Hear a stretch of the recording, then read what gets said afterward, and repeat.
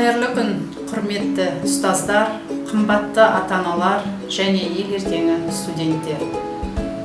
Сіздерді 30 тамыз Қазақстан Республикасының ата заңының 25 жылдығымен және 1 қыркүйек білім күніменен шын көңілден құттықтаймын.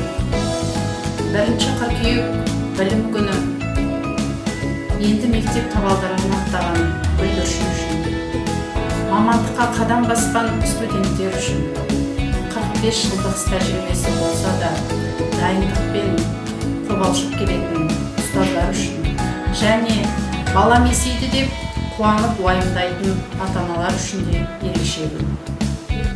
1 қыркүйек білім күні білім саласы қызметкерлер үшін жаңа оқу жылының бастамасы, жаңа жұмыстарға, жаңа бағыттарға жоспары қойылатын күн болып есептелінеді. Біздің биылғы оқу жылында колледжімізде ерекшелігіменен басталғалы отыр. Өйткені 2010 жылы колледжіміз алғаш білім лицензиясын алып, 11 мамандық бойынша білім беріп жатса, биылғы тапсырған талапкерлеріміз колледж тарихының 10 жылдық білім есігін ашқан болды. Биылғы жаңа оқу жылының тағы бір ерекшелігі оқу үрдісін қашықтық форматында жүргізілуде. Әрине, қашықтан оқыту, жаңа технологияны меңгеру, кәсіби маманның жаңа баспалдақтарын игеру жауапкершілігі.